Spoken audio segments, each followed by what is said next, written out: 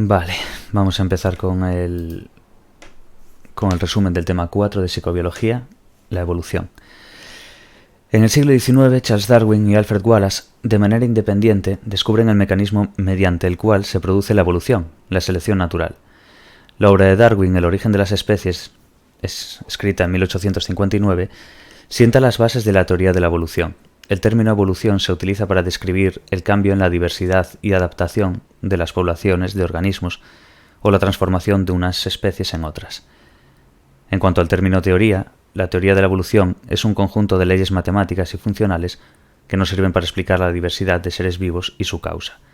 Como toda teoría científica, está sujeto a constante crítica y comprobación experimental y observacional de sus leyes. La teoría sintética de la evolución es el único marco en el que se puede comprender y explicar el comportamiento humano. Ningún hecho empírico ha permitido refutar o falsear la teoría de la evolución ni sustentar el desarrollo de una teoría científica alternativa. Antecedentes históricos de la teoría de la evolución. Hasta el siglo XIX, el origen de las especies era explicado desde el transformismo radical o desde el creacionismo. El transformismo radical serían que las especies surgían por generación espontánea, mientras que el creacionismo las especies son el fiel reflejo del diseño que Dios materializó. Uno de los máximos representantes es Carl von Linneo, padre de la taxonomía. Se propuso describir cuál era el diseño seguido por Dios, utilizando la clasificación y ordenación jerárquico del mundo siguiendo los criterios de la escala naturae de Aristóteles. Tras analizar los datos, admitió que existía el cambio y que la categoría taxonómica de especie o incluso de género podían originarse de forma natural por variación brusca o por hibridación. A mediados del siglo XIX, la teoría de la evolución surgió como resultado de la evolución en el estudio de los seres vivos. Las investigaciones abiertas en otras disciplinas como la geología, la anatomía comparada, la embriología, la fisiología o la paleontología favorecieron nuevas hipótesis naturales del origen de las especies. La ciencia natural de los principios del siglo XIX abandona definitivamente los planteamientos creacionistas y sustenta en sólidos pilares para el desarrollo del estudio científico del origen de las especies.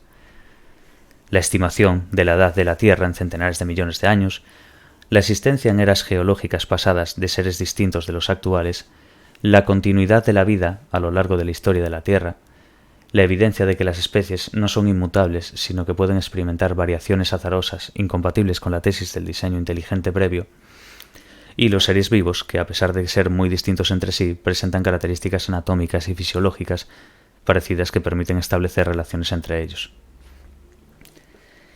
Quedaba pendiente descubrir cuál era el mecanismo que producía esta transformación. En 1809, Lamarck presenta su obra Philosophie Anthropologique, que es fundamentada sobre dos principios básicos: la función crea el órgano, que es la ley del uso y del desuso, y la herencia de los caracteres adquiridos.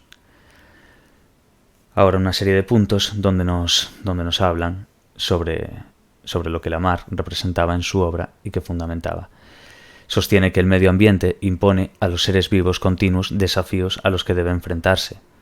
Propone también que, siguiendo su primer principio, que los órganos de un animal son consecuencia de sus hábitos y estos, a su vez, resultado de la adaptación al ambiente, como podía ser el cuello de la jirafa, y la causa de la evolución, por tanto, parte del propio organismo y no es otra que su propio deseo de mejora, lo que le obliga a adaptarse al medio ambiente mediante la adquisición de nuevas estructuras y funciones que transmitirá a su descendencia, que es lo que sería la herencia de los caracteres adquiridos. Cada organismo representa una línea evolutiva independiente cuyo origen fue la generación espontánea y su final será un hipotético estado de perfección. Y por último, que la evolución, por tanto, es determinista. Su objetivo no es otro que alcanzar la perfección. Desde este punto de vista, el paisaje actual de seres vivos vendría a representar una ordenación jerárquica que iría de lo menos perfecto a lo más perfecto, siendo el hombre el representante de esta última posición. Dicha obra de Lamarck tiene el mérito de plantear un transformismo materialista para explicar la diversidad de los seres vivos. Sin embargo, presenta algunos errores, lógicamente, como pueden ser no haber realizado una síntesis adecuada de los conocimientos aportados por las diferentes disciplinas de la historia natural de la época, proponer que cualquier cambio que un organismo experimente como consecuencia de su experiencia vital puede pasar a la siguiente generación, y por último, indicar que el propio organismo es el que genera a voluntad los cambios necesarios para su propia adaptación, o afirmar que la evolución es consecuencia de la búsqueda de dicha perfección. Luego tendríamos la teoría de la evolución por selección natural, que es la de Darwin. La genialidad de Darwin consistió en descubrir un principio universal, simple y sencillo, para explicar de un modo coherente el origen de la compleja realidad de los seres vivos. Estudio y análisis. El viaje que Darwin realizó a bordo del Beagle le permitió adquirir gran experiencia como naturalista, recopilar gran cantidad de muestras y observaciones geológicas, paleontológicas y biológicas, y tener una visión de primera mano acerca de la naturaleza. Tras el viaje debieron pasar 25 años para que empezara a tomar forma la teoría de la evolución. Lo que sin duda más huella dejó en Darwin fue su estancia en las Islas Galápagos. Cada isla presentaba sus propias especies de animales, tales como los pinzones y las tortugas gigantes. Descubrió que estas especies guardaban una acusada relación con los del continente americano, a pesar de la gran distancia que les separaba, que eran unos 975 kilómetros. También observó que a pesar del parecido de las especies, estas presentaban notables variaciones morfológicas y conductuales con respecto a las del continente. En el caso de los pinzones, a pesar de proceder de una única población de pinzón sudamericano, las poblaciones de estas islas se han diversificado en aspecto y comportamiento, ocupando nichos ecológicos propios de otras especies, como los murciélagos vampiro o los picadillos. Con las tortugas gigantes ocurría exactamente lo mismo. Cada isla presenta su propia variedad, caracterizada por su diferente caparazón. Darwin explicó estas diferencias como consecuencia de la divergencia de una población colonizadora de pinzones y tortugas, gracias a la existencia de variaciones intraespecíficas que les permitieron enfrentarse a nuevas condiciones ambientales y adaptarse a nuevos hábitats, cuyos nichos ecológicos estaban vacíos. El aislamiento geográfico, propiciado por la propia naturaleza del archipiélago, hizo el resto. Que lo que utilizó Darwin para explicar estas diferencias era que la existencia de las variaciones intraespecíficas permitían enfrentarse a nuevas condiciones ambientales y así adaptarse a nuevos hábitats. Y luego el tema del aislamiento geográfico, que es lo que propició que la propia naturaleza del archipiélago hiciese el resto. Paralelamente al estudio y al análisis de los datos recopilados por él mismo y por otros naturalistas, recurrió también a las experiencias recogidas durante milenios a través de la mejora agrícola y ganadera. El hombre, a través de su actuación sobre aspectos de la variabilidad hereditaria, había sido capaz de conseguir una enorme variedad de razas de especies domésticas. Los principios para Darwin serían: el organismo no cambia para adaptarse a las nuevas condiciones, sino que ya existen cambios precedentes, que es lo que sería la variabilidad natural, que resultan ser más adecuadas en un nuevo ambiente. Luego tendríamos que esto permite una utilización más eficaz de los recursos, lo que conlleva mayores probabilidades de supervivencia y mayor número de descendientes en la siguiente generación, posibilitando la diferenciación dentro de la especie que conducirá a la aparición de una nueva.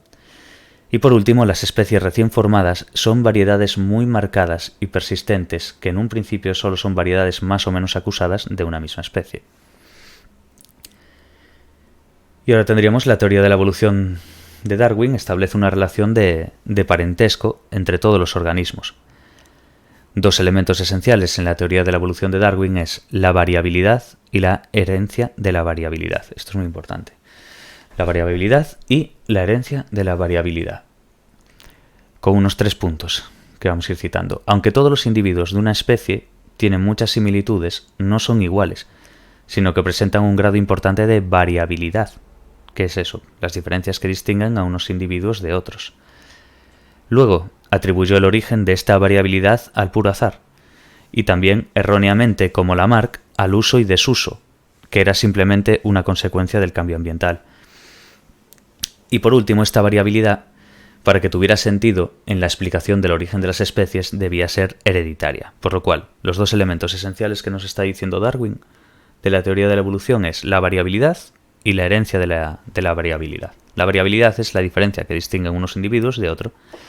Y por último, dicha variabilidad, para que tenga sentido en la explicación del origen de las especies, debe ser hereditaria. ¿Qué más? El mecanismo a través del cual esta herencia se hacía posible era también una cuestión pendiente para la generalidad de los naturalistas del siglo XIX, ya que las leyes de Mendel en 1866 fueron ignoradas hasta 40 años después. Darwin solo planteó algunas hipótesis al respecto. Luego tendríamos otras aportaciones. por ejemplo, los principios de geología de Charles Lyell. En ella se establece que las leyes geológicas, al igual que el resto de las leyes naturales, son constantes y eternas. La mejor forma de explicar el pasado de la Tierra es recurriendo a los procesos naturales que observamos en la actualidad, los cuales conducen, en términos generales, mediante cambios lentos y graduales, y durante largos periodos de tiempo, a alteraciones espectaculares de aspecto de la Tierra. Luego tendríamos el principio de la población de Thomas Malthus, que fue decisiva para dar con el quid del mecanismo de la evolución. ¿Por qué? Tiene 2 puntos en los que el primero nos dice que se pone de relieve la tendencia de las poblaciones a crecer desmesuradamente si las condiciones así lo permiten, es decir, siempre que los recursos sean ilimitados y la integridad de los individuos que la componen no sea puesta en peligro por cualquier causa, siempre va a haber una tendencia a crecer desmesuradamente. Y luego, los individuos de cualquier población deben enfrentarse a diferentes contingencias, además de a recursos limitados, lo que explica que lleguen a la edad reproductiva menos individuos de los que nacen. Por otra parte, Darwin intentó dar respuesta a la causa de la diversidad de los seres vivos en su obra, El origen de las especies, aportando las siguientes explicaciones, que son 6 puntos. Vamos a empezar por el primero. Las poblaciones de individuos crecerían exponencialmente si todos los individuos que nacen pudiesen reproducirse. Lógicamente. El crecimiento de dichas poblaciones tiene como límite la cantidad de recursos disponibles. En el punto 3, existe una gran variabilidad en todas las poblaciones, no existiendo 2 individuos iguales. Punto 4, gran parte de esta variabilidad es hereditaria, lo que dijimos antes, la variabilidad y la heredabilidad. Punto 5. La limitación de recursos establece una lucha por la existencia en la que los individuos que porten rasgos que permitan afrontar mejor las condiciones adversas del entorno tendrán más posibilidades de sobrevivir y reproducirse. Y por último, en el número 6, tras muchas generaciones el proceso de selección natural favorece la permanencia de unos rasgos y la supresión de otros. Irá produciéndose un cambio gradual en las poblaciones que conducirá a la aparición de una nueva especie. Si bien el azar era uno de los elementos considerados por Darwin como causante de una parte de la variabilidad, no ocurría lo mismo con las diferencias entre las especies, ya que para él, éstas no se originaban por la acumulación aleatoria de variantes fortuitas, sino a través del proceso de selección natural. Por tanto, la naturaleza es consecuencia de unas determinadas condiciones. Luego tendríamos la teoría sintética de la evolución. Vamos a un sorbito de agua.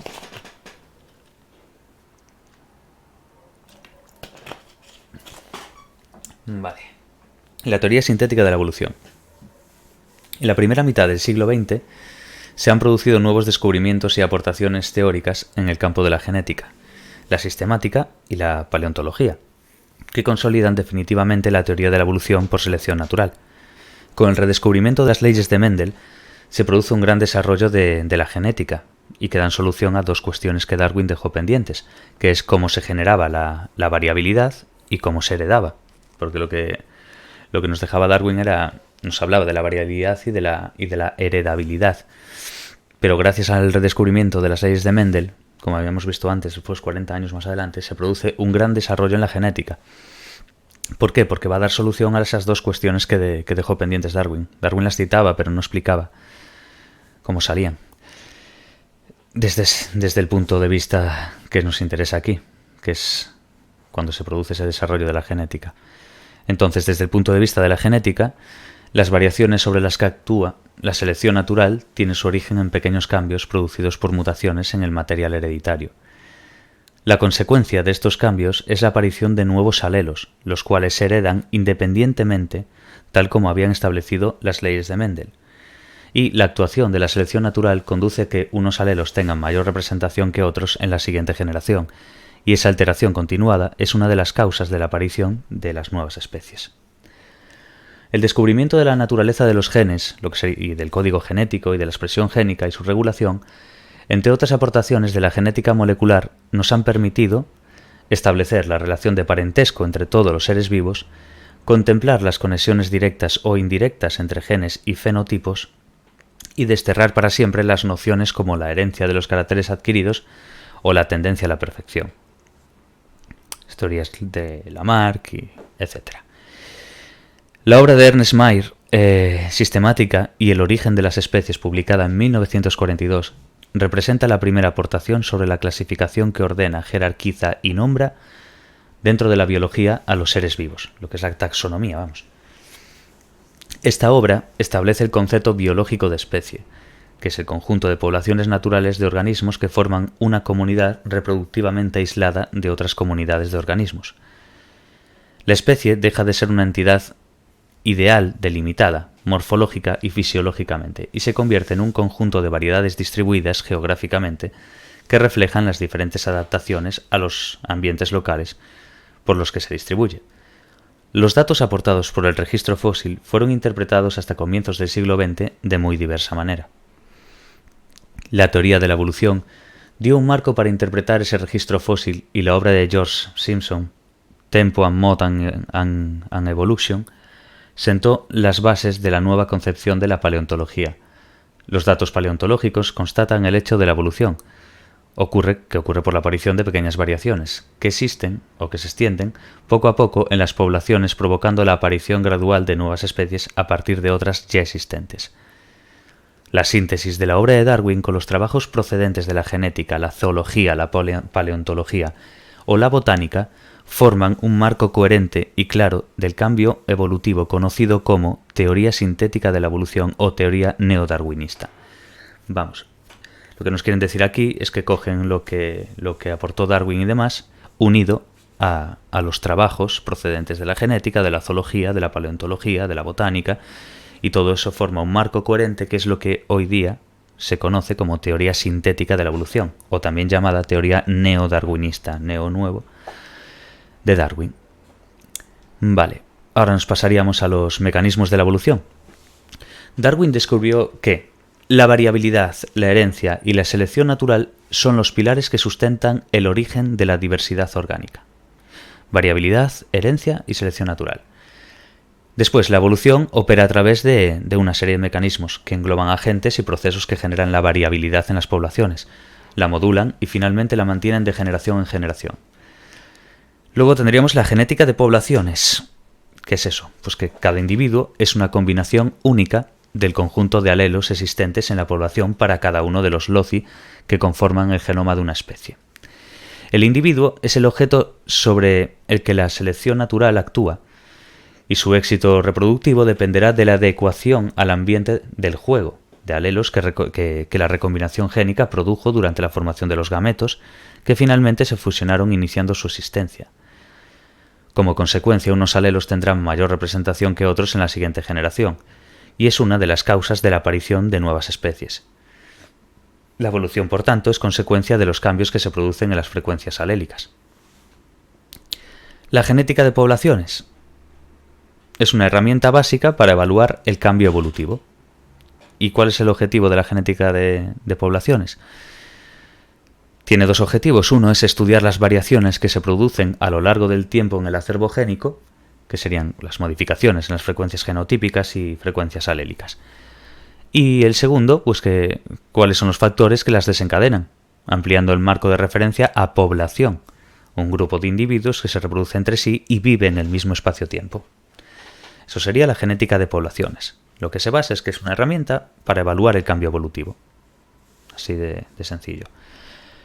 En una población, ante un determinado rasgo o característica fenotípica, podemos encontrar varias modalidades entre los individuos que la componen. Por ejemplo, las frecuencias genotípicas. Es el número relativo de individuos de una población que presentan un determinado genotipo. Esa frecuencia relativa que tiene cada uno de los genotipos posibles. También puede expresarse en porcentaje. Un ejemplo sería, en una población existen 500 individuos, 500 N individuos. Veis que pone D genotipos a 1, 250 homocigóticos dominantes. La D representa dominante, homocigótico, dominante. La H, por ejemplo, en este caso, serían 150 de heterocigóticos. La H es heterocigóticos. Y luego la R son 100 homocigóticos recesivos. La R es recesivo. Entonces, D dominante, H heterocigótico y R homocigótico recesivo. Y hace una parte de esos 500, los 500N, entre el homocigótico dominante, el homocigótico recesivo y el heterocigótico. La suma total de la D, de vamos, de cada uno de ellos, de la D, de la H y de la R, es la suma total, por lo cual el resultado es la población total, 500n. Luego tendríamos el cálculo de las frecuencias genotípicas, que es dividir el número de individuos entre la población total. Pues, por ejemplo, en la frecuencia genotípica homocigótico dominante, como habíamos visto antes en la D, esa D mayúscula ahora, lo que cogeríamos sería la cantidad que nos pone, pues homocigótico dominante, 250, que es la que nos pone, la dividimos entre la población total. El cálculo de la frecuencia genotípica es eso, es coger el número de individuos y dividirlo por la población total. 250 entre 500, por ejemplo. Eso nos da 0,5. Después, el 150 heterocigótico lo partimos de 500 también, porque es de la total, 0,3. Y lo mismo para la otra, el homocigótico recesivo es 100 partido de 500, que es 0,2. La suma, si os fijáis, es lo mismo que arriba. Arriba se está sumando las Ds minúscula, la H minúscula y la R minúscula, y abajo la D mayúscula, H mayúscula y R mayúscula, ya que es un cálculo de frecuencias genotípicas. Entonces sumas el 0,5 más 0,3 más 0,2 es igual a 1, porque se trata de eso, es entre 0 y 1. Y el resultado es el mismo. Es la suma total, simplemente que el otro estás dividiendo. Vale, una vez hechas las frecuencias genotípicas, nos iríamos a las frecuencias alélicas o a las frecuencias génicas. ¿Qué es eso? Es la representación que tiene el alelo con respecto al conjunto de variantes de un determinado locus. Es una frecuencia relativa que se puede calcular a partir de las frecuencias genotípicas. Se puede coger a partir de aquí, de las genotípicas. Supongamos, número de alelos en los genotipos. Estamos partiendo de una población diploide. En cada individuo existen 2 copias para cada loci.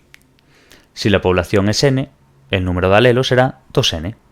Entonces, partiendo del ejemplo como el anterior, homocigótico dominante, el A1 de ahí, 250. Entonces haces, como es 2n, haces 2 por 250. ¿Cuánto es eso? 500. Si os dais cuenta, es lo que tenemos ahí. Entonces, después heterocigótico, 150. Y nos da el resultado, A1 y 150 los recesivos. Y lo mismo es para el otro, sería 2 por 100. Y ahí tendríamos los 200 de alelo recesivo. ¿Cuántos alelos dominantes hay en total? Pues el resultado, 500 más 150 más 650 en este caso, por ejemplo. 2 por 250 más 150, que eso es lo mismo que 500 más 150. 500 más 150 es 650. Estos son los alelos dominantes. Esto es un ejemplo de tipo pregunta, vamos. ¿Cuántos alelos dominantes hay? Aquí hay un dominante. Lo vemos aquí, que es 500. Y luego de dominante está el heterocigótico, que tiene la base ahí en dominancia. Entonces, 2 por 250, que es 500, más 150, 650. Después, ¿cuántos alelos recesivos hay en total? Como podemos ver, está el heterocigótico. Tiene también esa parte de recesivo. Entonces es 150 más los 200 de alelo recesivo. ¿Cuánto es eso? 150 más 200. En total, 350. ¿Cuántos alelos hay en total? Pues lo sumas. 500 más 300 más 200. Que es 1000 en este caso. Luego tendríamos el cálculo de las frecuencias alélicas que vemos aquí. Que ya son una serie de fórmulas que hay que saber si aplicar. No tiene más. La frecuencia alélica dominante, la 1, es el número de alelos dominantes partido del número total de alelos. En este caso, pues con el ejemplo que habíamos citado, ¿os recordáis aquí? 650 que había dado el de alelos dominantes. Pues es 650 partido del total, lo que hicimos antes. Entonces es 0,65. Lo mismo, frecuencia alélica recesivos. Aquí. Número de alelos recesivos partido del número total. El número de alelos recesivos que teníamos era 350. ¿Os acordáis? Era 150, que tenían los heterocigóticos, más los recesivos, que eran 200. 150 más 200 es igual a 350. Pues es 350 partido del total. ¿Y cuánto era el total? La suma de todo de ahí, que era 1000. Entonces, se aplica 350 partido de 1000, 0,35. Y nada, simplemente es operar con las fórmulas que nos dan. Hay algunos ejercicios que son un poco más complejos que otros, pero bueno, esto simplemente es una sustitución y ya está. Cálculo de las frecuencias alélicas, simplemente hay que saber como que una puedes conseguir la otra, a veces te dan esta, a veces te dan la otra, entonces tienes que ir haciendo como puedes. De todos modos, esto lo explico ya en otros vídeos que ya están hechos simplemente para ejercicios. Pues ejercicios tema 2, ejercicios tema 3 y ejercicios tema 4 en este caso, los que estamos dando ahora mismo. Pero bueno, está bien repasarlos igualmente. Una serie de resultados, frecuencia alela 1 y frecuencia alela 2.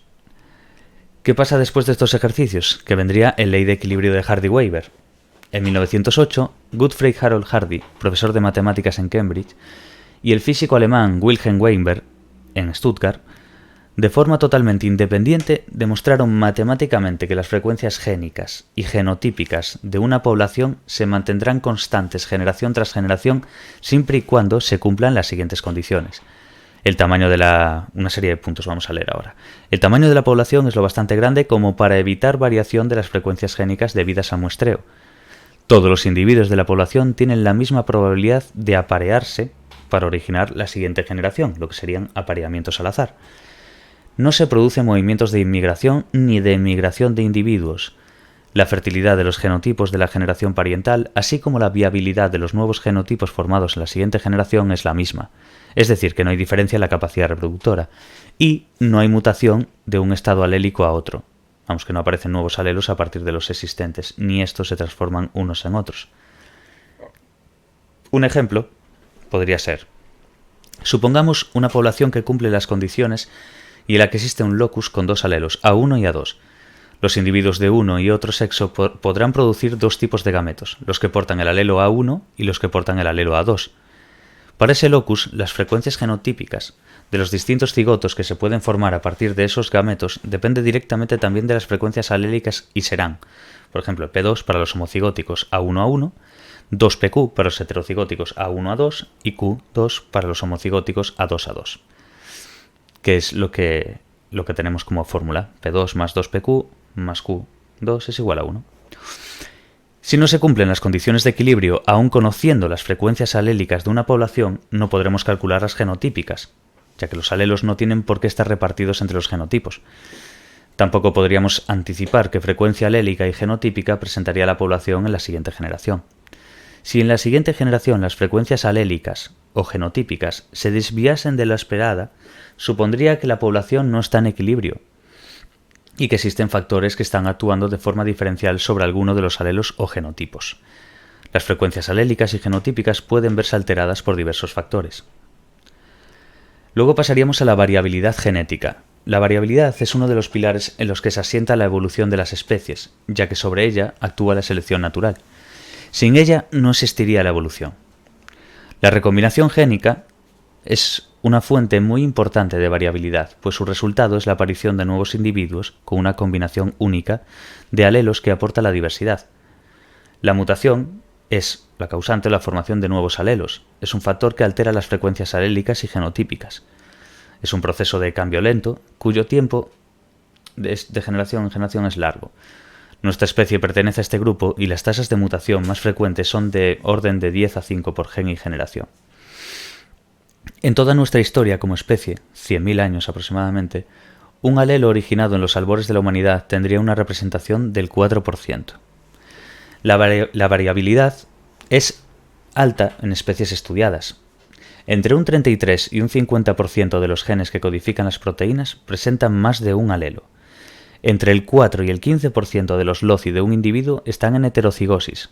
Vamos, que en cada persona existe una heterocigosis de un 7%. Y en el total de la población, el 28% de los loci tiene más de un alelo. El número de gametos distintos que puede producir una persona es del orden de 2 a 1330.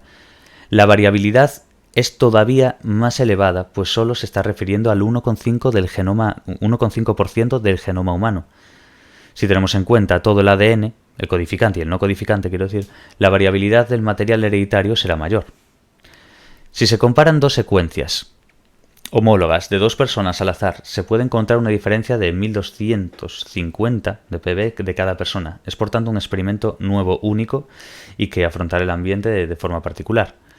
La variabilidad no se pone de manifiesto con la misma frecuencia en todos los LOCI, puesto que un porcentaje alto de genes, comunes con todos los organismos, son vitales para la supervivencia. Por tanto, lo más probable es que cualquier alteración al azar en estos LOCI conduzca a un desajuste en el complejo adaptativo, perjudicando seriamente su éxito reproductivo. Estas mutaciones desaparecen rápidamente de la población, o dado el caso, que sus frecuencias alélicas permanezcan por debajo del 1% si son de carácter recesivo. Se estima que cada persona aporta una o dos mutaciones recesivas letales y varios cientos ligeramente deleterias en heterocigosis. Los individuos heterocigóticos siempre los aportan en el 50% de sus gametos, pero la variabilidad no tiene efectos dramáticos en todos los LOCI, simplemente pueden originar variabilidad fisiológica, morfológica o conductual. Nuestra especie ha estado detrás de la supervivencia a pandemias, en la actualidad como puede ser el SIDA. La variabilidad existente en el locus, el CCLR5, codifica una proteína de la superficie celular, utilizada como correceptor del VIH1. Existen dos alelos de este gen, que codifica una proteína normal, denominado V32, que es una de las consecuencias de la delección. Nos aparecen ejemplos sobre tanto en el SIDA con el 32, resistentes y los que progresan lentamente y los que son más susceptibles. La aparición de un nuevo alelo no tiene por qué eliminar a otro. Determinados alelos coexisten en la población. ¿Cuáles serían esos? El polimorfismo, por ejemplo. El polimorfismo, ¿qué significa el polimorfismo? Es cuando las frecuencias de los alelos en un LOCI se sitúan por encima del 1% y persisten durante el tiempo. Y luego tendríamos el polimorfismo de nucleótido simple, cuando es consecuencia de una mutación puntual. Es el tipo más sencillo y común de polimorfismo, y su efecto en el fenotipo puede ir desde inocuo o inapreciable hasta ser dramático para el éxito reproductivo. Se han detectado que 498.000, en este caso del SNPS, en regiones codificantes de autosomas, de los cuales 199.000 son sinónimos o redundantes, que son supuestamente equivalentes. 293.000 no lo son, el 58%. Provoca la situación de un aminoácido en la secuencia de proteína, y 6.300 son consecuencia de mutaciones sin sentido que conducen a un error de lectura.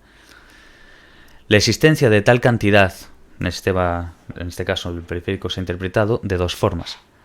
Seleccionistas, que parten del principio de que si la selección natural es el motor y moldeador de la especie, en ella hay que buscar también la causa del mantenimiento de la variabilidad en las poblaciones. Y por último, la selección natural mantiene la variabilidad porque su presencia ofrece alguna ventaja reproductiva a los individuos que la aportan. Como decíamos, en esa existencia de cantidad, en estas dos formas de interpretación teníamos las seleccionistas y las neutralistas. Como hemos dado las seleccionistas, vemos que en las neutralistas, Moto Kimura plantea que gran parte de la variabilidad de las poblaciones es neutra desde el punto de vista evolutivo. El origen de la variabilidad está en el azar, que de una manera más o menos constante introduce alteraciones en el ADN, y que la causa de su persistencia o desaparición está también en el azar. La secuenciación del ADN ha puesto manifiesto de que la parte del ADN no codificante posiblemente tenga una función reguladora de los genes codificantes. Se ha encontrado el ARN realizando la función reguladora. Algunos de los SNPS que se consideran neutros ahora se han descubierto que no lo son, pues quizás su existencia sea consecuencia de la acción de la selección natural. Los estudios de la secuenciación confirman que la utilización de codones sinónimos no es el azar, sino que uno se emplea más que otro, a pesar de codificar el mismo aminoácido. Este fenómeno se conoce como sesgo de codón y parece ser la consecuencia de la selección natural. Tengo visto esta pregunta en algunos exámenes también. El sesgo de codón. Caracteres preadaptativos de la mutación. Desde la perspectiva lamarckiana de la mutación, ocurría que después de la exposición del organismo a una nueva situación ambiental y para adaptarse al medio, el organismo tenía la capacidad de producir cambios heredables en su estructura y fisiología, y tendría por tanto un carácter post-adaptativo. Desde los años 40 se sabe que esta idea es errónea, y que la mutación no tiene finalidad alguna, ocurre al azar y se produce de manera aleatoria. El carácter beneficioso o perjudicial de la misma es ajeno al origen de la propia mutación, y depende del ambiente al que tenga que estar expuesto el organismo. De cara a la adaptación, la mutación tiene un carácter preadaptativo porque ocurre antes de una posible adaptación que, por otro lado, no tiene por qué darse. Luego tendríamos la migración y la deriva genética. Factores como la migración y la deriva genética al azar también pueden alterar el equilibrio génico y contribuir al cambio evolutivo. Desde el punto de vista genético, la migración de individuos de una población consiste en un flujo de genes hacia dentro o hacia fuera de esa población. 1. Si las frecuencias alélicas de dos poblaciones son distintas, los procesos de migración harán que la población receptora experimente un cambio en las frecuencias génicas, cuya magnitud será dependiente del tamaño de la población receptora y el de la población inmigrante. 2. La migración, además, puede introducir nuevos alelos en la población, aumentando su variabilidad génica. En ausencia de mutación, selección natural y migración, las frecuencias génicas de una población no cambian de una generación a otra si la población es grande. Si el tamaño es reducido, el azar puede hacer que se alteren esas frecuencias. Luego tendremos en el proceso de la deriva genética, se da cuando las frecuencias génicas cambian por razones meramente aleatorias. Una consecuencia extrema de la deriva génica es lo que Ernst Mayr denominó como efecto fundador, que ocurre cuando se establece una población con muy pocos individuos. Importante también esa parte de lo del efecto fundador, también lo tengo visto, que ocurre cuando se establece en una población con muy pocos individuos. Las poblaciones de muchas islas oceánicas alejadas de los continentes son producto de la colonización de unos pocos individuos como consecuencia de la dispersión accidental. En estas poblaciones pequeñas se ha comprobado que los cambios morfológicos se producen con más rapidez que las poblaciones grandes, aunque las poblaciones de organismos suelen tener un tamaño lo suficientemente grande para que no les afecte la deriva genética. Puede darse el caso que como consecuencia de un cambio brusco en las condiciones ambientales, las poblaciones vean reducida drásticamente sus efectivos, lo que se llamaría el efecto de cuello de botella, también preguntado en examen, que puede llevar a la extinción o a favorecer, debido a la reducción en la población, a un proceso de deriva génica que conduzca a una alteración de sus frecuencias génicas. Luego pasaríamos dentro de la selección natural, nos explica que la evolución es consecuencia de la selección natural, y esta lo hace, es que todos los alelos tengan la misma probabilidad de pasar a la siguiente generación. Vamos, que no todos los alelos tienen las mismas probabilidades de pasar a una siguiente generación. El número de descendientes que aporta el mayor porcentaje de la población en la siguiente generación se conoce como eficacia biológica, fitness entre paréntesis. Eficacia biológica darwiniana, aptitud, valor selectivo o valor adaptativo. Eso es importante. El número de descendientes que aporta el mayor porcentaje de la población a la siguiente generación se conoce como eficacia biológica. El concepto de eficacia biológica representada con una W se expresa mediante la relación que existe entre el número de descendientes medios de un grupo o un individuo, una n minúscula, y el grupo o individuos que más descendientes tiene, una n mayúscula. Por lo cual, la fórmula matemática sería W es igual a n minúscula partido de n mayúscula. La eficacia biológica es aplicable al individuo que se reproduce. Podemos estudiar en qué medida un determinado rasgo heredable contribuye a ella, analizándola en función del número de descendientes de los distintos genotipos del locus responsable. El valor más alto de la eficacia biológica será 1 y corresponderá al genotipo que más descendientes tenga de media, estando el valor del resto de genotipos comprendido entre este valor y el 0, que será la eficacia biológica de un genotipo letal. Los cambios en la eficacia biológica nos permiten poner de manifiesto la acción de la selección natural. El coeficiente de selección. El coeficiente de selección es el efecto que realiza la selección natural sobre la eficacia biológica de un determinado genotipo. Suele representarse con la letra S, dado que la eficacia biológica cuando no existe selección natural es 1. Cuando exista será W es igual a 1 menos S, o S es igual a 1 menos W. Esto nos indica que la eficacia biológica y el coeficiente de selección están relacionados inversamente. Cuanto mayor sea la eficacia biológica, menor será el coeficiente de selección y viceversa. La selección natural es una fuerza que altera las frecuencias génicas y por tanto las genotípicas, a través de los cambios que provoca la eficacia biológica. ¿Cuáles serían los tipos de selección natural? El efecto que la selección natural puede ejercer es variado, por eso existen diferentes clasificaciones. Está la selección negativa o depuradora y la selección positiva o diversificadora. Dentro de la selección negativa o depuradora se encarga de eliminar los alelos deleterios o que causan una drástica reducción de la tasa de reproducción. Y luego tendríamos la selección positiva o diversificadora, que preserva los alelos beneficiosos favoreciendo el éxito reproductivo. Cuando nos encontramos con un loci diploide, nuestra especie, tenemos que tener en cuenta el impacto de las mutaciones en la aptitud de los genotipos y no de los alelos individuales. Por lo cual tendríamos tres tipos ahí. La selección codominante, que es un nuevo alelo deleterio, reduce la eficacia de los heterocigóticos. Luego tendríamos la sobredominancia o superioridad del heterocigótico. Un nuevo alelo puede aumentar la capacidad de un heterocigoto con respecto a los dos homocigóticos. O subdominancia o selección contra el heterocigótico, que la selección natural reduce la eficacia biológica de los heterocigóticos. Por lo cual tenemos la selección codominante, que es que un nuevo alelo deleterio reduce la eficacia de los heterocigóticos. Luego tendríamos la sobredominancia o superioridad del heterocigótico, que es que un nuevo alelo puede aumentar la capacidad de un heterocigoto con respecto a los dos homocigóticos. O por último, la subdominancia o selección contra el heterocigoto, que es que la selección natural reduce la eficacia biológica de los heterocigotos. Vale. Cuando analizamos el efecto que la selección natural ejerce sobre la distribución fenotípica de una población, se distinguen varios tipos de selección natural. Tendríamos la selección natural direccional. ¿Qué significa la selección natural direccional? Pues que está a favor de uno de los extremos. Vamos a decir una serie de puntos para entenderlo mejor. Actúa eliminando individuos de una población que presentan una característica, situada en uno de los extremos de su distribución fenotípica. Va a favor de uno de los extremos. ¿Por qué? Porque actúa eliminando individuos de una población que presenta una característica, que está situada en uno de los extremos de su distribución fenotípica. Provoca que la media se desplace hacia el extremo opuesto al eliminado. Predominan aquellas situaciones en que una secuencia determinada de interacción entre población y medio ambiente cambia constantemente en una misma dirección. Un ejemplo es el selmelanismo industrial.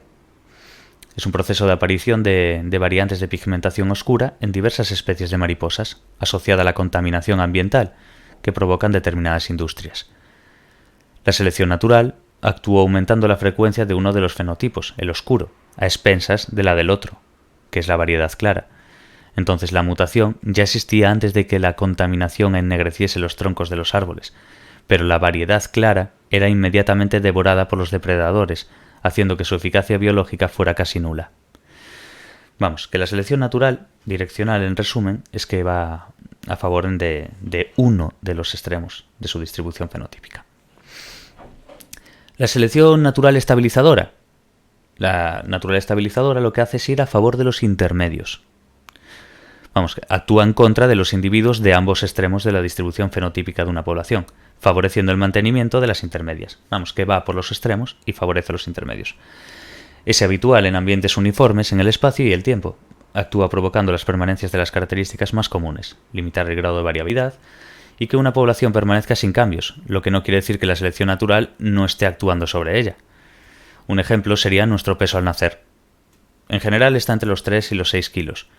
Los que nacen con un peso intermedio presentan menor índice de mortalidad que los extremos. Si estás entre 3 y 6, estás entre esa media, pues tienes lo que sería un peso dentro del canon establecido, por lo cual tu índice de mortalidad va a ser baja. Sin embargo, los que presentan mayor índice de mortalidad son los de los extremos, por lo cual eso sería una selección natural estabilizadora porque favorece los intermedios. Luego, por último no, vamos a tener un poquito más, porque lo otro es otro tipo de selección, pero es selección sexual, así que... Selección natural disruptiva. ¿Qué significa la disruptiva? Pues que está a favor de ambos extremos. Actúa a favor de los individuos de los extremos de la distribución fenotípica de una población y en contra de los individuos con fenotipo intermedio. Recordábamos como la estabilizadora iba con los intermedios y la direccional era uno de los extremos, pero no los dos. Entonces ahora la disruptiva lo que nos está diciendo es que está a favor de ambos extremos. Por ejemplo, en la mosca de la fruta, la Drosophila melanogaster, o ¿cómo se llama? Sí, así, melanogaster, bien. Se ha detectado que existen determinados locis con varios alelos que producen variantes enzimáticas que difieren en la temperatura óptima a la que llevan a cabo su actividad catalítica. Entonces, la selección natural disruptiva favorece ambos extremos fenotípicos. Las variantes que funcionen bien con más temperatura y las que lo hacen con temperaturas más bajas. ambos extremos están favorecidos, mientras que los intermedios no tanto. Y luego tendríamos la selección sexual, que son las ventajas de apareamiento y el dimorfismo sexual. Vamos a ver una serie de puntos. A la lucha de los individuos de un sexo por acceder al otro para reproducirse se le llama selección sexual. En sentido amplio, se define como cualquier desviación del apareamiento aleatorio entre los individuos de una población. Su efecto sería seleccionar las características que confieren una ventaja con respecto al apareamiento, dejando a la selección natural el resto de las características. Conlleva, al igual que los otros tipos de selección natural, un aumento o disminución de la eficacia biológica. Es el causante del dimorfismo sexual, concepto importante, encontrado en un buen número de especies animales. Destaca, por ejemplo, el canto de las aves, mucho más elaborado en los machos que las hembras. Gracias a este dimorfismo, en 1976 Nottebohm y Arnold descubrieron el primer circuito neuronal sexodimórfico, encontrado en el encéfalo. En este circuito interviene un sistema de núcleos telencefálicos que ejerce su control sobre los músculos vocales y la siringe, que es el aparato de la fonación. Estos núcleos son mayores en los machos que en las hembras, y las diferencias están motivadas por la presencia o ausencia de hormonas sexuales en la etapa próxima a la eclosión. Los primates, por ejemplo, también tienen un grado de dimorfismo sexual muy variado. Las diferencias entre los sexos, aparte de los caracteres sexuales, se circunscriben principalmente al tamaño del cuerpo, la coloración de la piel y la longitud, distribución y coloración del pelo. Los humanos presentamos dimorfismo sexual en varias características, tales como el tamaño corporal, la fuerza, la tasa metabólica, la distribución del vello o el tono de la voz. Las características sexodimórficas y el grado en que se presentan guardan una estrecha relación con la estrategia reproductiva seguida por cada especie. Existen además diferencias de sexo en determinadas características conductuales. Vamos a dar ahora el polimorfismo equilibrado. La selección natural mantiene activamente la variabilidad, eso sería el polimorfismo equilibrado, que la selección natural mantiene activamente la variabilidad. Los ejemplos serían, pues, la superioridad del heterocigótico y la selección natural dependiente de frecuencia. La superioridad del heterocigótico, a favor del heterocigótico, ocurre cuando la selección natural actúa contra ambos homocigóticos, aumentando la eficacia biológica de los heterocigóticos. Como consecuencia de ello, la población será polimórfica para el locus en cuestión. Un ejemplo de ello es la anemia falciforme, o drepanocítica, una forma grave de anemia.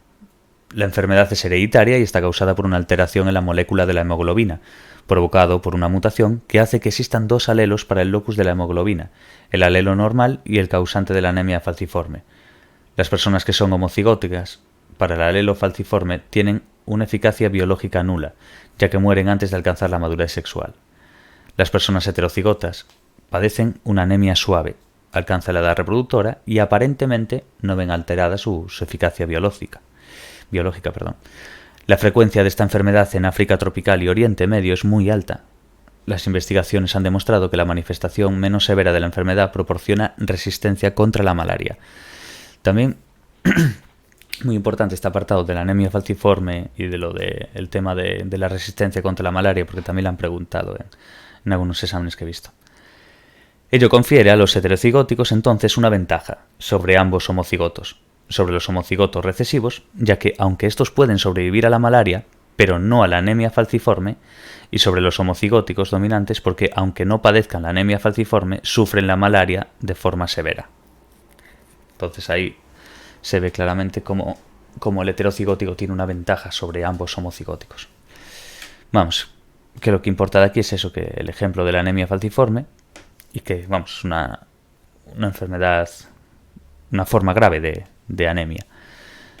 Es hereditaria, está causada por una alteración en la molécula de la hemoglobina. Las personas que son homocigóticas, en plan homocigotas, para el alelo falciforme tienen una eficacia biológica nula, ya que mueren antes de alcanzar la madurez sexual, mientras que los heterocigóticos padecen una anemia suave, y entonces alcanzan la edad reproductoria y aparentemente no ven alterada su eficacia biológica.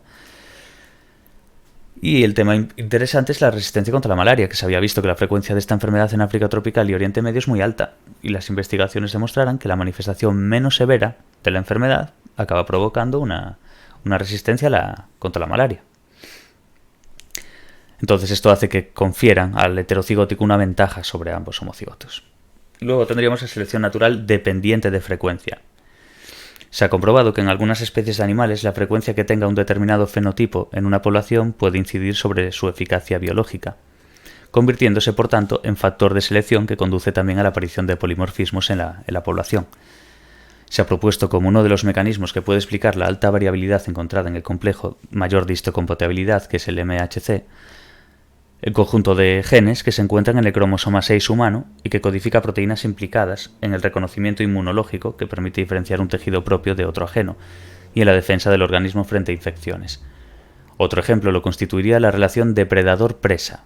Generalmente, las especies depredadoras tienden a elegir a sus presas de entre los individuos más frecuentes de una determinada especie, haciendo que la eficacia biológica de estos disminuya paulatinamente, aumentando la de menos comunes, invirtiéndose así el proceso. Luego tendríamos la especiación. Los procesos hasta ahora que alteran las frecuencias génicas de las poblaciones, causando la microevolución. Sin embargo, estos procesos no explican por sí mismos y completamente la aparición de las especies, lo que sería la macroevolución. Se hace patente con la aparición de nueva especie. La teoría sintética de la evolución aportó el concepto biológico de especie. Es la comunidad de organismos reproductivamente aislada, cuyos miembros pueden cruzarse entre sí y obtener una descendencia fértil. Tipos de especiación. La transformación de una especie en otra se llama especiación. Ese es el concepto de especiación. Es la transformación de una especie en otra. Y provoca una ruptura definitiva entre las dos poblaciones. Los datos acumulados por el registro fósil indican que unas especies originan a otras a través de dos mecanismos. ¿Cuáles son esos dos mecanismos? Hay la anagénesis o evolución filética y la cladogénesis. Anagénesis ocurre en aquellas poblaciones que han ido experimentando una transformación paulatina y grande a lo largo del tiempo, ya que no pueden considerarse pertenecientes a la misma especie de la población original. Y luego la selección natural direccional. Se ha apuntado como mecanismo para explicar la anagénesis, ya que su actuación continuada a lo largo del tiempo puede transformar las características genéticas de una especie hasta convertirla en otra nueva. Y luego tendríamos la cladogénesis. ¿Qué ocurre cuando en una población se produce una divergencia genética que origina varias ramas o clados, de ahí la palabra cladogénesis, representados por poblaciones diferentes y reproductivamente aisladas, que serían las nuevas especies? La selección disruptiva se propone como la causante de la cladogénesis por su efecto diversificador. Todo esto que vimos antes de direccional y disruptivo. La especiación supone divergencia genética y aislamiento reproductor. En el caso de la anagénesis, la divergencia genética y el aislamiento reproductor los establece el tiempo. En el caso de la cladogénesis puede coexistir la especie original y la nueva. Esos dos conceptos son muy importantes, anagénesis y cladogénesis. En el caso de la anagénesis, la divergencia genética y el aislamiento reproductor los establece el propio tiempo, mientras que en la cladogénesis puede coexistir la especie original y la nueva. Dentro de las especiaciones, empezaríamos con una especiación alopátrica o geográfica. Este tipo parece ser el más común y fue propuesto por Mayer en 1942. Señalando que la barrera al flujo de genes entre dos poblaciones consistía, en la mayoría de los casos, en la separación física de las mismas, es decir, el establecimiento de barreras geográficas que impedirían el contacto entre los individuos de ambas poblaciones. La aparición del aislamiento geográfico de dos poblaciones inicialmente unidas puede ocurrir por causas diversas: la colonización de un nuevo hábitat, un cambio topográfico producido por un terremoto, un volcán. El más espectacular por sus resultados es el aislamiento de Australia. Sucedió en el momento en que los mamíferos comenzaban su andadura sobre la Tierra. Unos primitivos mamíferos quedaron en lo que hoy es Australia y el otro resto en los continentes, en el resto de los continentes. Como consecuencia tenemos a los marsupiales propios de Australia y los mamíferos placentados del resto de los continentes. Cuando el aislamiento geográfico no ha sido muy duradero en el tiempo y sí da la circunstancia que coincidan en el mismo espacio, puede llevarse a cabo cruces entre los miembros de las poblaciones. Los descendientes de estos cruces se llaman híbridos. Si la eficacia biológica de estos no es menor que la de los descendientes de cruces con individuos de la misma población, quiere decir que la divergencia genética no ha sido importante hasta este momento, y por tanto que no se ha producido especiación. Si los híbridos presentan una eficacia menor o nula, significa que han aparecido los mecanismos de aislamiento post-cigóticos. Estos mecanismos son consecuencia de la divergencia genética entre las dos poblaciones y llevan a que las probabilidades de que exista armonía en la interacción entre genes de una y otra población sean muy bajas o nulas. Ello ocasionará anomalías en el desarrollo del híbrido, que se concretará en algunos de estos tres efectos: inviabilidad del cigoto híbrido, que cuando el cigoto muere antes de nacer; esterilidad del híbrido, debido a que sus gónadas no se desarrollan adecuadamente o que el proceso de meiosis es incapaz de producir gametos; o en la reducción de la variabilidad del híbrido, que en ocasiones los híbridos, aunque sean fuertes y vigorosos, no logran descendencia.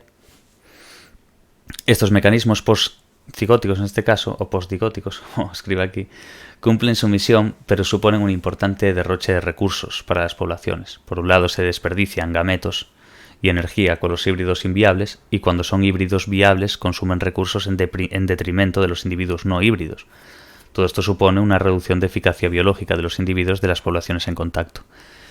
Por ello, la selección natural ha favorecido la aparición de los mecanismos de aislamiento reproductivo precigótico, que impiden los cruces entre especies distintas y favorece los que se producen entre individuos genéticamente equivalentes. Estos mecanismos pueden ser aislamiento etológico, aislamiento estacional, aislamiento mecánico, ecológico y gamético. El etológico es el mecanismo más fuerte de aislamiento en muchos grupos de animales. Es consecuencia de la utilización de un repertorio de conductas específico, estereotipado y fijo, que va acompañado en muchas ocasiones de señales acústicas, visuales y químicas. Son las llamadas conductas de cortejo. Aislamiento estacional. Los periodos de fertilidad o de maduración sexual de los organismos relacionados no coinciden en el tiempo. Por las estaciones, lo que quiere decir. Aislamiento mecánico. Las características de unos y otros genitales no permiten la cópula. Por tamaño, tanto por mucho como por poco, o por lo que sea. Aislamiento ecológico. Dos especies muy relacionadas explotan nichos ecológicos muy diferentes. Uno se cría en agua salada y en otra en dulce, por ejemplo. Y luego, por último, el aislamiento gamético. Hace que los gametos de distintas especies no se atraigan o resulten inviables en el tracto del reproductor femenino. ¿Qué tendríamos ahora? La especiación simpátrica. Habíamos visto como la especiación alopátrica o geográfica, y ahora la especiación simpátrica. Este término significa la misma patria. Quiere decir que ocurre sin separación física. Es más frecuente en plantas que en animales realmente. Una de las formas es a través de cambios en la dotación cromosómica. La poliploidía es un ejemplo de mecanismo capaz de producir este tipo de especiación. La poliploidía puede ser consecuencia de una duplicación de los cromosomas de las células que forman los gametos. Pasan de ser diploides, los 2N, a tetraploides, 4N. Los gametos serán diploides 2N en vez de haploides, que serían una N sola, con respecto al resto de células del organismo. La autofecundación no es rara en el mundo vegetal. Es probable que esos gametos se unan formando un individuo tetraploide, de 4N, que quedará aislado reproductivamente de la especie de procedencia, que ya que las dotaciones cromosómicas no serán equivalentes. Así se habrá producido divergencia genética a través de una variación en el número de cromosomas. El hecho de la evolución. A partir del siglo XIX, gran parte de la labor de los evolucionistas se ha centrado en demostrar inequívocamente el hecho de la evolución. Los hechos apuntan a que todos los seres vivos procedemos de un antecesor común que apareció hace unos 3.500 millones de años. Se ha llegado a esta conclusión después de observar que todos guardamos la información en los ácidos nucleicos y la forma de cifrar el código genético es similar. La variación en la cantidad de ADN. El incremento de la cantidad de ADN parece la principal fuente de creación de nuevos genes y también de la evolución. Puede originarse por un proceso de poliploidía, que es la duplicación de todo el genoma, o por la duplicación de un segmento de ADN por error durante el sobrecruzamiento. Están los genes homólogos y los parálogos. ¿Qué son los genes homólogos? Que descienden de una secuencia de ADN de ancestral común. Y los genes parálogos, cuando tras una duplicación uno de esos genes experimenta mutaciones para adquirir nuevas funciones. Este es el origen de muchos genes. Por ejemplo, la hemoglobina, la hemoglobulina más bien, procedente de un gen ancestral de hace 380 millones de años, que sufrió varias duplicaciones y que los llevó a adquirir distintas funciones, como el transporte del oxígeno. Lo mismo ocurre con los homeogenes. Provienen de un gen ancestral. Una serie de mutaciones provocaron sucesivas duplicaciones y con ellos la repetición de unidades corporales que dieron origen a la organización corporal metamérica o segmentada, como la lombriz. Esas duplicaciones también dieron lugar a distintas funciones de estos genes y la aparición de regiones corporales que presentamos la mayoría de los animales, solo evidente en el desarrollo embrionario. Cuando ocurre un proceso de especiación y los genes homólogos en las nuevas especies siguen conservando la misma función, se llaman genes ortólogos. Importante concepto también. Cuando ocurre un proceso de especiación y los genes homólogos en las nuevas especies siguen conservando la misma función, se llaman genes ortólogos. En términos generales, se puede establecer una gradación en la cantidad de ADN por célula, que va desde el virus a los procariotas y estos a los eucariotas. En los organismos pluricelulares no parece existir relación entre la cantidad de ADN y el tamaño corporal, debido a la gran cantidad de ADN basura que se arrastra desde la filogenia y que no es cuestión de cantidad de ADN, sino de cómo se regula su expresión. Vale, ahora vamos a ver, ya nos queda poquito, los tipos de evolución. Las homologías se llaman así a las semejanzas entre organismos por la herencia compartida de un antepasado común, homología. Analogía son los parecidos debidos a similitudes funcionales no causados por herencia compartida de un antepasado común. La evolución convergente o evolución paralela son procesos que conducen a cambios adaptativos que solucionan de una forma similar e independiente problemas semejantes. Algunas de las características del sistema nervioso también son frutos de la evolución convergente. La evolución no es cuestión de azar, sino del azar de la variabilidad y necesidad, la selección natural. Sirva como ejemplo la separación de los continentes. Eso sería un ejemplo de evolución convergente o evolución paralela. Desde el momento de la separación de los mamíferos marsupiales primero y los mamíferos placentados después, evolucionaron independientemente y experimentaron una importante diversificación como consecuencia de los numerosos nichos que la extinción de los dinosaurios había dejado vacíos. Sorprende que, comparando marsupiales y placentados, observamos bastante coincidencia que han hecho que especies filogenéticamente distintas, pero morfológica y psicológicamente parecidas, ocupen nichos ecológicos en una y otra zona. Luego tendríamos la coevolución, que es consecuencia de las presiones selectivas recíprocas que se establecen entre dos o más especies. Eso sería la coevolución, que es consecuencia de las presiones selectivas recíprocas que se establecen entre dos o más especies. La relación depredador-presa es un ejemplo de proceso que puede conducir a este tipo de pauta evolutiva. Y la relación que se establece entre numerosas flores y los insectos que las polinizan es un ejemplo de coevolución. Luego tendríamos el ritmo evolutivo y por último la extinción. Así que vamos a darle al ritmo evolutivo. En determinadas circunstancias se produce una diversificación rápida que conduce a que una especie se diversifique como consecuencia de la ocupación de nichos ecológicos vacíos, y a este proceso se le conoce como radiación adaptativa. Es lo que ocurrió con los pinzones de las Islas Galápagos y lo que sucedió con los mamíferos al ocupar todos los nichos que la extinción de los dinosaurios dejó libres. Los paleontólogos toman como referencia temporal los estratos entre los que se encuentran los fósiles. Entre un estrato y otro transcurren decenas de miles de años. Estos periodos son considerados rápidos por los paleontólogos. Sin embargo, para los genetistas, en este tiempo se han sucedido miles de generaciones, un tiempo excesivo para poner de manifiesto cambios graduales que pueden ocurrir a partir de las 200 generaciones. El registro fósil, por sus características, solo es capaz de recoger instantáneas, muy alejadas en el tiempo de un proceso de cambio, y por tanto los cambios graduales no aparecen en los estratos. Desde que Eldredge y Jay Gould formularon la hipótesis del equilibrio puntuado, se ha abierto un debate importante. Esta idea se basa en los datos morfológicos obtenidos del registro fósil. Los autores sostienen que las especies aparecen súbitamente en periodos de decenas de miles de años. Experimentan pocos cambios y permanecen sin apenas modificaciones durante millones de años, hasta que se extinguen, siendo su nicho ocupado por otra especie nueva que volvería a permanecer sin cambios hasta su fin. El ritmo de la evolución no sería gradual, sino que existirían espacios cortos de tiempo en los que habría una diversificación rápida de las especies, periodo de cambio, seguido de etapas largas en las que no se producen cambios, que son los periodos de éstasis. Y por último tendríamos la extinción.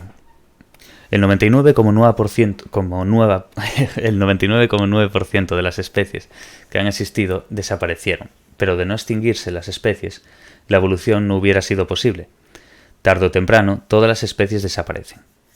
Los genomas de las especies actuales son distintas soluciones a los retos ambientales pasados y presentes. La selección natural actúa permanentemente sobre ellos, discrimina, favorece el cambio o lo evita. No atiende a más legitimidad que la que le da la oportunidad, para nuevas especies o para hacerlas sucumbir. La diversidad es un pasaporte de futuro para la vida. La uniformidad, sin embargo, no es útil para la continuidad de la vida porque la biosfera y el medio ambiente han cambiado desde sus orígenes y lo continuarán haciendo. Se estima que en los últimos 300 años los humanos han multiplicado por 1000 la extinción del planeta. Nuestra especie no escapa a la dinámica de la evolución. La variabilidad genética es ubicua en la población y es una causa muy importante de su diversidad. En nuestra evolución juega un papel muy importante la cultura y el cómo cada cual aprovecha ese legado, inteligencia, voluntad, creatividad. Las peculiaridades genéticas, epigenéticas y culturales hacen que no haya dos personas iguales y que nos enfrentemos de forma diferente a los retos de un entorno cambiante, que nos pone a prueba constantemente. Las nuevas técnicas genéticas y de reproducción asistida nos están permitiendo controlar o eliminar el azar, interviniendo directamente sobre los dos capilares de la evolución, la variabilidad y la herencia genética. Los avances científicos y tecnológicos nos hacen avanzar, haciendo posible esto y retos que ahora ni imaginamos. Los criterios humanos se guían por principios ideológicos que persiguen fines cambiantes. Con todo esto somos una especie más a la que la selección natural pondrá en el sitio que le corresponda. Y hasta aquí el tema 4, el resumen del tema 4. Espero que sea de ayuda para la inmensa mayoría. Y el próximo día a ver si empiezo a subir también resúmenes más de otras materias y el siguiente a estos y demás, conforme vaya teniendo tiempo. Así que hasta la próxima.